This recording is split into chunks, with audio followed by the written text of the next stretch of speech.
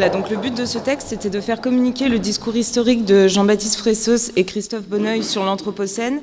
et le discours organologique de Bernard Stiegler sur le Néganthropocène. Et donc pour ça, je me suis appuyée sur les analyses d'Antoinette Rouvroy sur la gouvernementalité algorithmique et de Jonathan Crary sur le capitalisme 24 heures sur 24, 7 jours sur 7, qui sont étudiées par Bernard Stiegler dans la société automatique, et sur les analyses de Hannah Arendt dans la condition de l'homme moderne, qui sont évoquées par Christophe Bonneuil et Pierre de Jouvencourt dans un article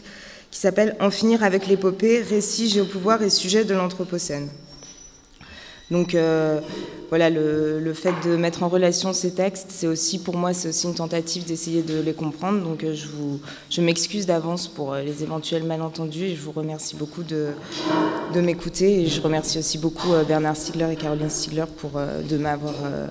d'avoir accepté ma proposition de parler ici. Voilà. Donc, dans l'événement Anthropocène, Christophe Bonneuil et Jean-Baptiste Fressos retracent une histoire politique de l'Anthropocène qui s'oppose au récit officiel dominant, essentiellement basé sur des données statistiques mesurant des grandeurs environnementales globales et qui raconte l'histoire d'une espèce humaine indifférenciée et inconsciente de ses actes, prenant le contrôle de la planète. En affirmant le Néganthropocène, Bernard Stiegler, lui, semble penser les conditions organologiques de la sortie de l'Anthropocène comme une sortie de l'époque de l'absence d'époque. Ce qui apparaît donc pour les historiens comme un point de non-retour s'apparente, du point de vue de l'organologie générale, à la première phase d'un double redoublement épocal, dont le deuxième temps, celui de l'adoption du pharmacone numérique par une nouvelle normativité sociale, politique ou juridique, ne serait pas encore advenu. Au premier abord, ces deux points de vue ne semblent pas s'opposer, puisque si nous sommes à un point de non-retour, il ne s'agit pas pour les historiens de revenir en arrière, et encore moins de s'adapter à cet état de fait, mais bien plutôt d'aller de l'avant en reprenant politiquement la main sur les institutions, les élites sociales, les systèmes symboliques et matériels, les appareils technoscientifiques et les idéologies qui nous ont fait basculer dans l'Anthropocène. Et pourtant, selon Jean-Baptiste Fressos et Christophe Bonneuil, une telle reprise en main va de pair avec l'abandon de l'espoir d'une sortie de crise. Elle semble alors entrer en contradiction avec l'affirmation du Néganthropocène, qui s'apparente à une production de nouvelles normes et qui semble devoir être pensée comme une résolution de crise. Donc bien qu'il semblait à première vue aller dans le même sens, le discours historique et le discours organologique apparaissent tout à coup contradictoires. Alors que le premier nous engage à vivre lucidement et équitablement dans l'Anthropocène, le second, lui, nous enjoint à affirmer et à effectuer le passage à une nouvelle époque. Peut-être cette contradiction n'est-elle qu'apparente, si l'on considère que toute forme de vie technique suppose la production de bifurcations et que l'histoire, comme nous le rappellent d'ailleurs Christophe Bonneuil et Jean-Baptiste Fressos, est faite de réagencement et d'instauration. Dans ce cas-là, vivre plus équitablement et plus pacifiquement dans l'Anthropocène reviendrait alors déjà à bifurquer. Mais par contre, il en va tout autrement si l'on envisage qu'une époque de l'humanité est toujours organologiquement conditionnée. Et dans cette hypothèse-là, peut-être qu'au contraire, cette tension entre ces deux discours est de la plus grande importance, surtout si, comme l'écrit Maurice Blanchot dans l'Entretien infini, le danger n'est pas vraiment dans la bombe, il n'est pas dans le développement insolite des énergies et la domination de la technique, il est d'abord dans le refus de voir le changement d'époque et de considérer le sens de ce tournant. La menace croîtra aussi longtemps que nous ne l'aurons pas déterminé comme risque. De quel risque l'Anthropocène est-il alors le nom et quelle est la menace? Peut-être le risque consiste-t-il à ne voir dans cette ère qu'une catastrophe écologique et non pas du même coup une crise du temps historique. Peut-être cette révolution géologique d'origine humaine ne menace-t-elle pas seulement les écosystèmes globaux, mais par là même aussi la possibilité pour une part improbable de la biosphère de faire histoire. Accepter de seulement vivre dans l'Anthropocène, ce serait alors oublier de faire époque de ce défaut d'époque. Tout aussi lucide et sobre que soit cette vie, elle aurait déjà refusé d'opérer un tournant, d'initier un détour. Bref, elle ne serait qu'un visage du renoncement qui caractériserait en fait déjà l'Anthropocène. Donc voilà, mon but dans ce texte, c'était d'essayer de montrer que donc on a beaucoup de raisons de considérer que l'Anthropocène tel que nous le vivons aujourd'hui ne correspond pas seulement à une catastrophe écologique, mais et pour cette raison même, à une impossibilité pour les agents sociaux de faire et de vivre une époque. Et cela, donc, au moins pour deux raisons principales. D'abord parce que la gouvernementalité algorithmique telle que l'a décrit Antoinette Rouvroy tend à faire disparaître les conditions de possibilité du choix politique. Et ensuite parce que le capitalisme 24 heures sur 24, 7 jours sur 7, que décrit Jonathan Crary, tend à faire disparaître les conditions de possibilité du développement des savoirs. Donc pour le dire autrement, et avec Christophe Bonneuil et Jean-Baptiste Fressos, si donc, comme l'écrivent les historiens, à l'heure de l'Anthropocène, le fonctionnement de la Terre tout entière devient une affaire de choix politiques humains, qu'en est-il pour ces soi-disant humains de la possibilité de choisir politiquement dans des sociétés devenues presque intégralement numériques et automatisées? Si, toujours comme l'écrivent Christophe Bonneuil et Jean-Baptiste Fressos, l'histoire n'est pas celle d'une humanité indifférenciée, mue par les dynamiques quantitatives établies par les scientifiques, mais si, au contraire, c'est dans l'ensemble du tissu social qu'émergeront les savoirs et les initiatives qui permettront d'habiter plus pacifiquement et plus équitablement la Terre, ne devrions-nous pas alors nous interroger sur les organes psychosomatiques, techniques et institutionnels qui nous permettent de constituer ce tissu social dont émergent des savoirs et des initiatives, et non pas cette humanité indifférenciée, mue par une croissance démographique, économique, technologique qui la dépasse? Cette socialité et cette non-indifférenciation ne sont-elles pas la condition de possibilité même pour pouvoir vivre plus pacifiquement, plus équitablement et plus dignement, et peut-être même en fait pour tenter d'exister, si ce n'est historiquement, du moins épocalement? Pour le dire autrement, pouvons-nous, sans changer d'époque, continuer à vivre dans l'Anthropocène? Quand bien même il serait possible de continuer à vivre, serait-ce vraiment nous, alors, qui continuerions cette vie? Donc, ce que je voulais montrer, donc, c'était d'abord dans une première partie, pourquoi... ah oui, alors... Voilà, donc, dans une première partie, en fait, je voulais montrer pourquoi le gouvernement algorithmique suspend la possibilité du choix politique et comment le web herméneutique pouvait être vu comme une solution à ce problème, dans la mesure où, en mettant l'organologie numérique au service de la publication et du débat public, il pouvait viser à fournir l'espace nécessaire au choix politique et à la décision commune. Et dans un deuxième temps, en fait, je voulais montrer pourquoi le capitalisme, 24 heures sur 24, 7 jours sur 7, que décrit Crary, suspend la possibilité du développement des savoirs, et comment la proposition de l'économie contributive pouvait être considérée comme une solution à ce problème-là, en valorisant au moyen du revenu contributif la capacitation et la déprolétarisation des individus, et donc en fournissant ainsi un temps nécessaire au développement des savoirs. Et en fait, donc, ce qui apparaissait du coup pour moi d'un côté comme une proposition organologique qui aurait été productrice d'espace politique et de l'autre comme une proposition économique qui aurait été productrice de temps noétique, pouvait en fait, si on comprenait, selon la conception néganthropologique de la volonté et du savoir que semble proposer Bernard Stiegler dans le séminaire Pharmacon, alors il semble que ces deux propositions puissent être vues toutes les deux comme des moyens de produire des bifurcations néganthropiques qui permettent de différer l'exécution du devenir anthropique caractéristique de l'Anthropocène. Donc voilà, c'était un peu ça le but de... C'était un peu ce que je recherchais à travers ce texte. Donc du coup, je vais pas vous lire la première partie, puisque sinon ça va être trop long. Donc et puis en fait, la première partie portait sur la gouvernementalité algorithmique, et Paolo et Sarah on en déjà beaucoup parlé ce matin. Donc je vais juste faire un résumé de la première partie, et ensuite je vais lire la deuxième, et je vais essayer d'aller au bout. Donc voilà, alors la première partie, je mets une espèce de plan pour ça peut aider.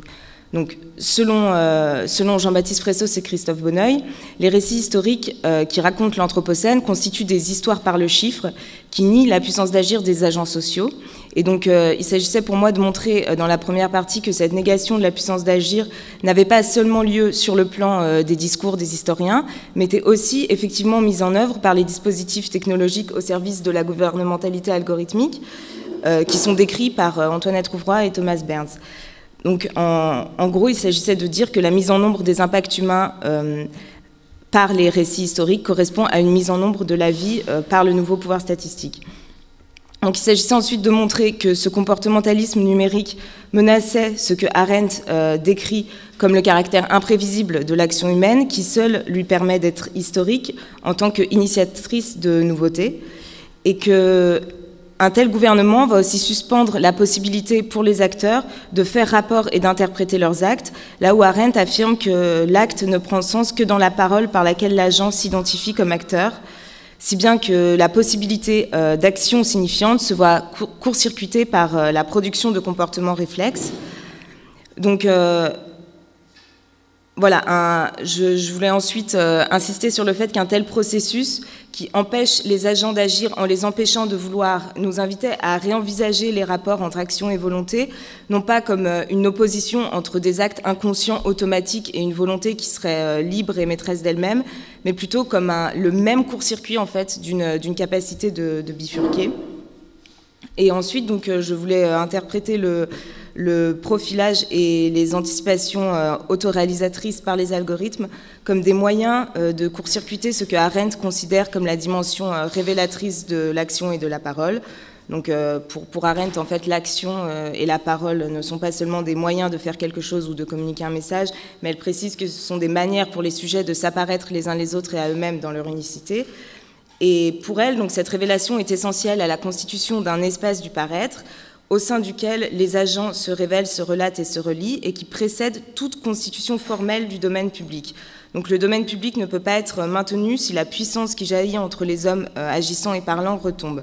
C'est pourquoi des civilisations naissent et meurent. Donc ce que j'essayais de montrer, c'était pourquoi le web herméneutique pouvait être compris comme une tentative de restaurer cette puissance en permettant à des communautés de pairs de s'apparaître dans leur singularité grâce à des processus d'annotation, d'indexation et de catégorisation. Et que ainsi, en fait, on pouvait le comprendre peut-être comme la constitution d'une police au sens où l'entend Arendt, pas la localité, pas comme la localité physique de la cité, mais comme l'organisation du peuple qui vient du fait que l'on agit et parle ensemble, que l'on s'adresse donc les uns aux autres. Et voilà, donc en mettant en relation des personnes et non pas des profils. Bon, et j'essayais en fait aussi de... Bon, vous pourrez lire la première partie, mais j'essaie aussi de montrer pourquoi Arendt, du fait qu'elle ne pensait pas l'individuation ou alors la métastabilité, parlait du coup de révélation et de puissance, là où Bernard Stiegler semblait parler d'individuation psychosociale et de constitution de savoir, de processus de transindividuation métastable. Donc voilà, donc j'en arrivais à la conclusion avec le web herméneutique, donc la rétention tertiaire numérique serait mise au service de la souveraineté de la population, de son décider en commun, donc de sa capacité de bifurquer en commun, et non pas de son contrôle, en permettant la rencontre des divergences au lieu d'instrumenter l'individuation des individus. Donc voilà, donc je vais reprendre ici et puis je vais essayer d'aller jusqu'au bout. Donc à la dernière partie qui était une sorte de transition vers la partie suivante. Car dans une société où le pouvoir s'exerce sur des agrégats de données et non pas sur des sujets actifs et consistants, il n'est pas étonnant que l'on assiste à ce que Frédéric Lordon considère comme une dégénérescence économiciste et gestionnaire de la politique qui substitue l'administration des choses au gouvernement des hommes. Si, comme le rappelle Antoinette Rouvroy, le fait que les prises de pouvoir soient numériques ne signifie pas que les individus soient ontologiquement ou existentiellement réductibles à des réseaux de données recombinables, cette numérisation du pouvoir va du moins de pair avec une pensée des ratios basée sur un fétichisme numérologique. Il semblerait donc nécessaire de mettre en lien cette soumission de la politique à l'ordre des choses, que dénonce l'économiste Frédéric Lordon, au gouvernement par l'objectif que met au jour Antoinette Rouvroy. En effet, contrairement à la normativité juridique qui suppose la publication d'une loi à laquelle des sujets sont sommés d'obéir, mais qu'ils peuvent aussi critiquer, discuter ou du moins réfléchir, dans la normativité statistique, l'autorité est distribuée dans les choses à travers les injonctions de nos environnements connectés. Dans la mesure où elle est donc dépourvue de toute visibilité politique, son appréhension, sa mise en question et sa contestation deviennent impossibles. Mais si la prise de pouvoir des algorithmes signe la mort de la politique, il semble qu'elle ait aussi un effet sur les discours philosophiques. Là encore, il est symptomatique que dans un monde où les hommes ne s'apparaissent plus les uns aux autres comme pluriels et singuliers, et en cela, selon Arendt, comme humains, se développe ce que le philosophe David Berry décrit comme des ontologies computationnelles, qui posent l'objet comme une catégorie ontologique première, et qui nie à ce qu'on appelle l'homme toute spécificité expérientielle ou tout statut ontologique particulier. Ces ontologies orientées objet font du rejet de l'anthropomorphisme ou du corrélationnisme un argument pour envisager l'homme comme un type d'entité parmi d'autres, dépourvu de tout rapport spécifique à l'être ou aux autres étangs. Il est tentant de rapprocher la réduction de l'existence à l'être-objet mise en œuvre dans de tels discours de la réduction des conduites sociales à de la donnée objective opérée par le nouveau pouvoir statistique. Il n'est sans doute pas indifférent qu'elle s'effectue sur le plan théorique à un moment où, comme l'explique Crary, le sommeil n'est plus considéré comme nécessaire à la vie humaine, qui s'aligne ainsi sur l'existence des choses inanimées, inertes et intemporelles. On peut en tout cas remarquer qu'à une époque où le contrôle des populations s'exerce au nom du réalisme de la donnée ou des réalités économiques, nombre de discours philosophiques tirent leur légitimité d'une prétention à connaître le réel lui-même sans médiation, comme un dehors existant indépendamment du fait que nous le pensions, et que du coup, il ne s'agit ni de modifier ni de transformer. Si un tel réalisme est critiquable sur le plan théorique, il semble aussi nécessaire de le réinscrire dans un contexte historique, technologique, économique et politique, puisque, en effet,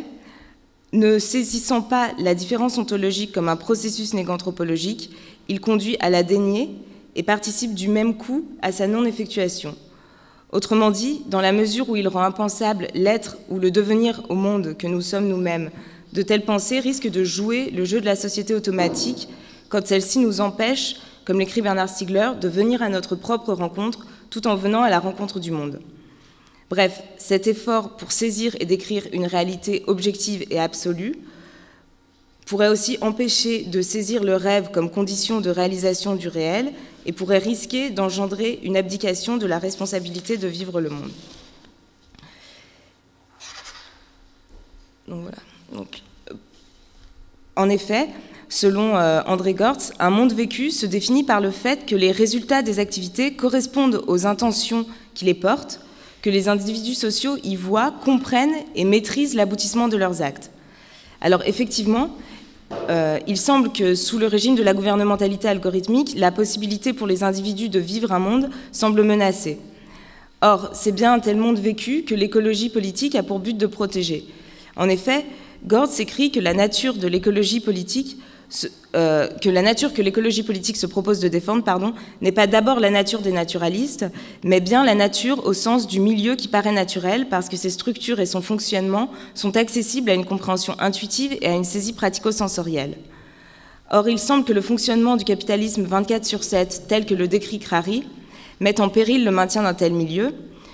En effet, quand la personnalisation des environnements informationnels se combine à la jetabilité des objets et à la désintégration des savoir-faire, des habitudes et des pratiques sociales qui fondent la culture du quotidien,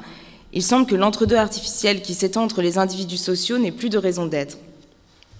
Donc, en effet, selon Arendt, la réalité d'un monde n'est garantie aux hommes que par la présence d'autrui, par le fait qu'il apparaisse à tous. Autrement dit, à moins de faire parler de lui par les hommes et d'abriter leurs actes, le monde ne serait plus un artifice humain, mais un monceau de choses disparates.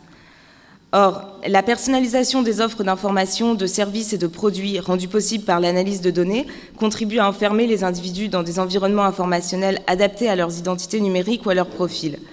Des individus physiquement très proches peuvent ainsi être plongés dans des univers incommensurables et non communicants. Je reprends les analyses de Crary. Bien que ces environnements soient supposés évoluer en temps réel, en fonction des intérêts des usagers, ils empêchent surtout ces derniers d'être exposés à des choses qui n'auraient pas été prévues pour eux et sont ainsi au principe de ce que Antoinette Rouvroy décrit comme une clôture du réel sur lui-même.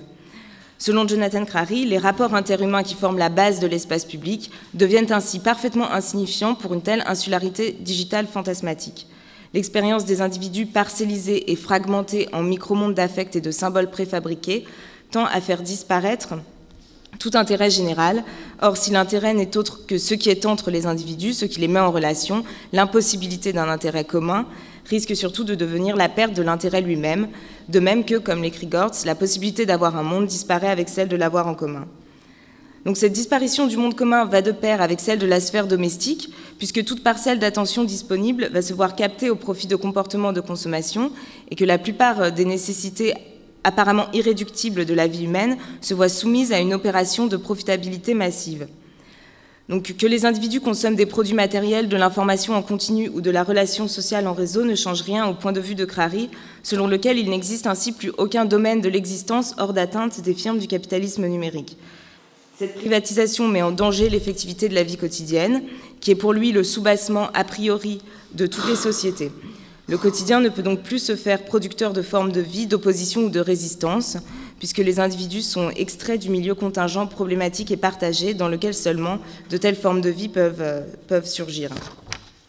Donc ce que l'on pourrait considérer ainsi comme, sur le plan des univers informationnels,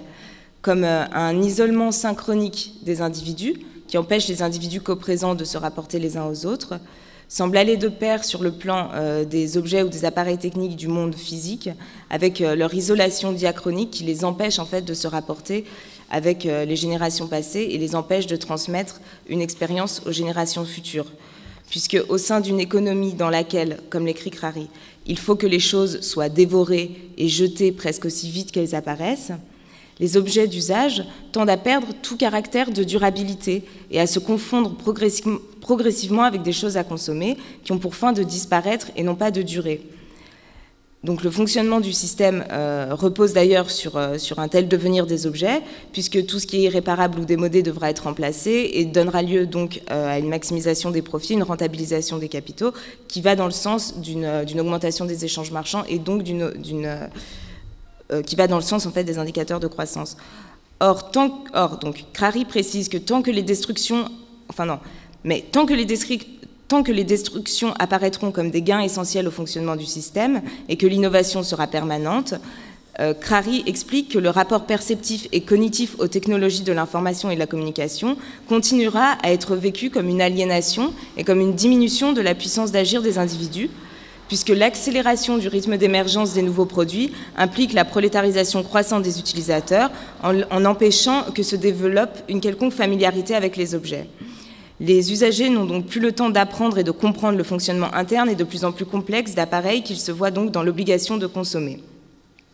À partir du moment où l'on considère ces artefacts non plus seulement comme des objets d'usage, mais comme les traces d'une culture technique et les supports de la mémoire des sociétés ou de la conservation de l'expérience des générations antérieures, il devient évident que la perte de leur durabilité aille de pair avec celle de la capacité des individus à interpréter, à comprendre et à assumer leur insertion dans le monde. Donc c'est parce que l'organisation économique leur empêche d'exercer en quelque sorte leur fonction épiphylogénétique que les artifices perdent ce que Arendt considérait, elle, comme leur fonction principale, à savoir stabiliser le mouvement éternel de la vie humaine et la nature changeante des hommes. Donc, au moment où ces natures changeantes des hommes et ce mouvement éternel de la vie se voient fixés dans des profils immuables et des avatars immortels, les objets d'usage, eux, sont absorbés dans le cycle d'une croissance destructrice et perdent donc toute durabilité. Bref, il semble que les sujets n'ont plus le temps d'agir et que les objets n'ont plus le temps d'être connus. Il n'est pas étonnant alors que l'Anthropocène corresponde à la remise en question de la séparation entre sujet humain connaissant et agissant et être non humain, objet à connaître et à dominer. Selon Christophe Bonneuil, en effet, à une telle séparation se substitue aujourd'hui un affrontement entre, d'un côté, des humains se concevant comme séparés de la nature et entendant poursuivre un processus de modernisation, et de l'autre, des terriens qui assument leur appartenance à la planète dans la diversité des mondes vécus. Mais c'est justement cette dimension terrienne que le capitalisme 24 heures sur 24, 7 jours sur 7, décrit par Jonathan Crary, semble nier. Si les hommes, comme presque tous les êtres vivants, présentent des comportements saisonniers liés à l'alternance entre le jour et la nuit, ou la lumière et l'obscurité, ce temps cyclique qui est solidaire de la rotation de la Terre se voit aujourd'hui suspendu au profit du temps de la communication et de la circulation inhérent au capitalisme. On retrouverait donc, entre le temps du transport des marchandises et de la communication et de l'information et de la communication en temps réel et en continu, et le temps de l'alternance cyclique des vivants, on retrouverait entre ces deux temps le partage entre humain et terrien qui est caractéristique de l'Anthropocène selon Christophe Bonneuil. À travers ces deux idées de l'homme, ce seraient en fait deux conceptions de l'être et du temps qui sembleraient se jouer. D'un côté, l'idée selon laquelle tout ce qui existe est là, disponible directement dans un présent immédiat, disponible comme objet ou comme ressource, et de l'autre, l'idée d'un temps cyclique dans lequel l'avenir se dessine à mesure que le passé fait retour, chaque fois le même, toujours différent. Ce serait donc moins une tendance modernisatrice qui menacerait les terriens qu'une désintégration des cycles planétaires, naturels et vitaux par l'imposition d'un temps homogène de la consommation 24 heures sur 24, 7 jours sur 7 que décrit Crary. Donc la transformation de ces terriens en agents économiques à plein temps, notamment à travers la captation de leurs attentions et la mise en données de leurs actes, correspondrait en fait à leur intégration fonctionnelle dans des systèmes techniques qui mettent déjà en œuvre l'exploitation de ce que l'on considère comme des ressources naturelles. Le formatage, puisque en fait le formatage des besoins et le contrôle des pulsions de ces individus psychiques est nécessaire à l'écoulement de stocks de marchandises qui durent de moins en moins longtemps et qui consomment de plus en plus d'énergie. Dès lors,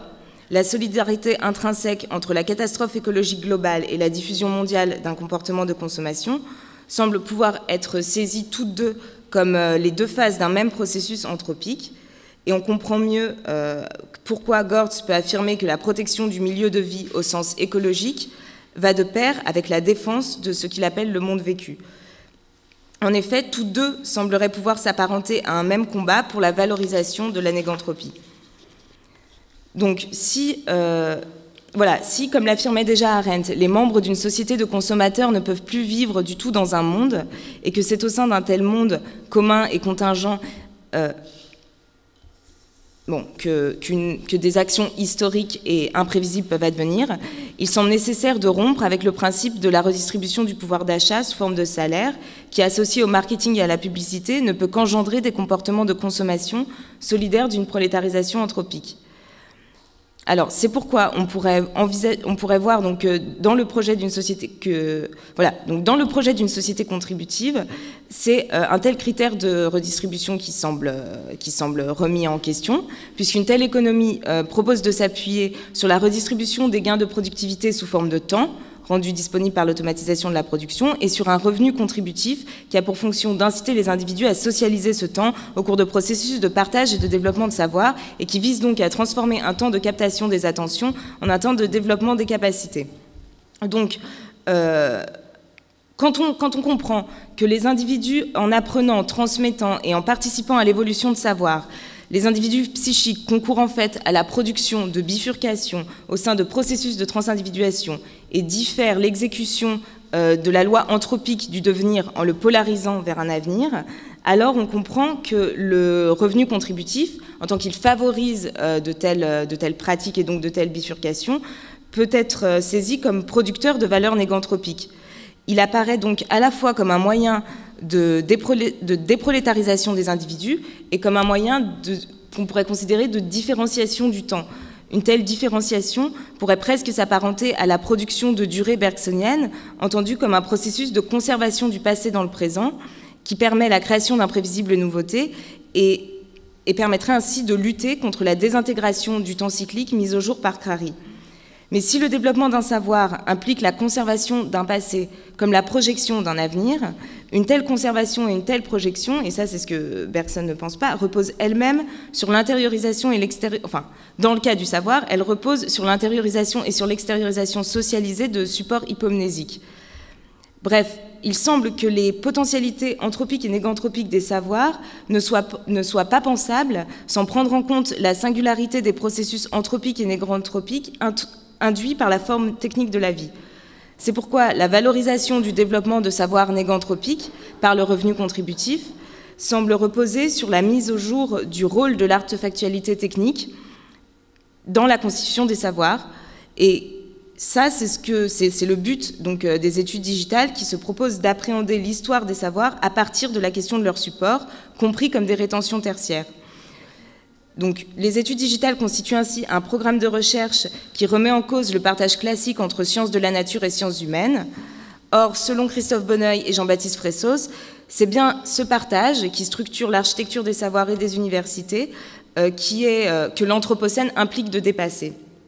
En effet, selon eux, si notre actualité géohistorique appelle de nouvelles humanités environnementales, c'est qu'elle remet en cause l'opposition classique entre d'un côté la nature et d'un côté la culture ou la société.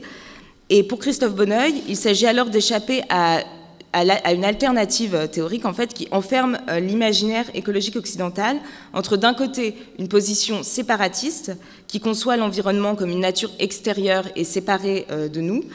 et qui est impensable donc dans les concepts décrivant l'agir humain, et de l'autre une position constructiviste et anaturaliste qui nie toute antériorité et toute altérité de la nature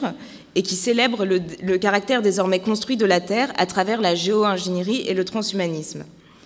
Donc une perspective organologique semblerait pouvoir permettre d'éviter ces deux écueils, puisque la question de la séparation entre nature et culture ou de l'absorption de l'une par l'autre ne peut plus se poser comme telle quand on envisage le processus non originaire d'intériorisation-extériorisation de traces à travers lequel se constitue la temporalité noétique comme une relation transductive. À travers la différence propre à l'extériorisation technique du vivant, c'est bien l'émergence de la temporalité noétique dans la temporalité de la vie que la néganthropologie entend penser comme un processus de différenciation de l'avenir dans le devenir. Elle suppose donc de penser l'appartenance de la temporalité de l'histoire humaine à celle de la Terre et de la vie, sans nier leur différence, qui est en fait une différenciation. Mais du même coup, elle semble rappeler qu'une telle différenciation doit être maintenue à travers la production de bifurcation et en dépit de son caractère pharmacologique, au risque que la forme de vie technique, oubliant de prendre soin de ces techniques en constituant des savoirs, ne précipite l'avenir dans le devenir. Bref, s'il s'agit de penser la rencontre du temps humain et du temps de la Terre dont l'Anthropocène est le nom, il convient aussi de faire la différence entre le devenir et l'avenir à une époque où, en dépit de la vitesse des techniques, le temps ne semble plus passer. En effet, alors que les choses absorbées dans le mouvement destructeur de la consommation ne conservent plus le passé et que les vies humaines, réifiées sous forme de données, ne produisent plus d'avenir, c'est le passage du temps lui-même qui semblerait suspendu. On assisterait ainsi à ce que Crary décrit comme l'imposition d'un temps homogène identique à lui-même, qui va précisément de pair avec la vitesse croissante du fonctionnement des appareils. Comme le souligne Crary, c'est en fait l'attente, et avec elle l'attention, qui est absorbée dans cet état de transition permanent. Donc, je le cite, « Il est devenu insupportable d'attendre que quelque chose se charge ou se connecte. Quand on fait face à des délais ou à des pauses, c'est rarement l'occasion pour la conscience de partir à la dérive et de se défaire des exigences du présent immédiat. » Comment alors s'écarter par la pensée de notre environnement et imaginer que les choses pourraient être différentes de ce qu'elles sont en réalité ? Selon Arendt, en effet, seule une telle capacité peut nous rendre capables de modifier les faits, de transformer un état de choses existant. Arendt décrit cet écart de la pensée par rapport aux faits comme la faculté de mentir,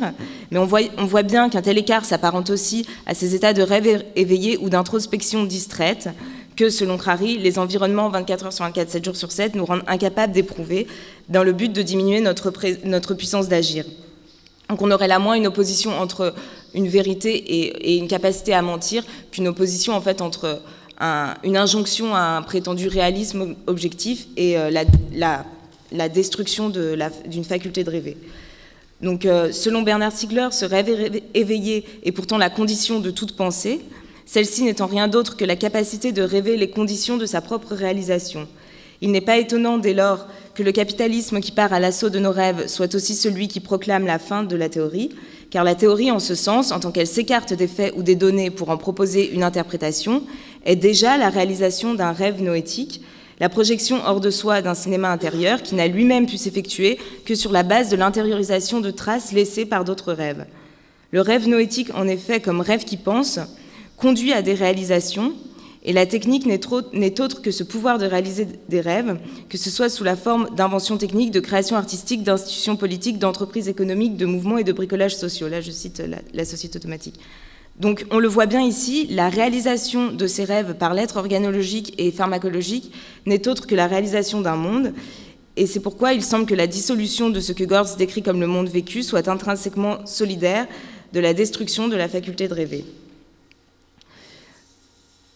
En effet, selon Crary, il existe une incompatibilité profonde entre tout ce qui peut ressembler de près ou de loin à de la rêverie et les priorités d'efficacité, de fonctionnalité et de vitesse de nos sociétés contemporaines.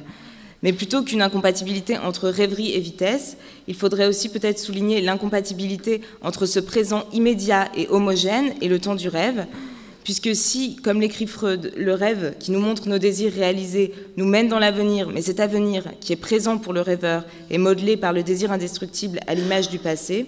Alors, avoir le temps de rêver signifie aussi avoir la possibilité de perturber le présent par l'intrusion d'un avenir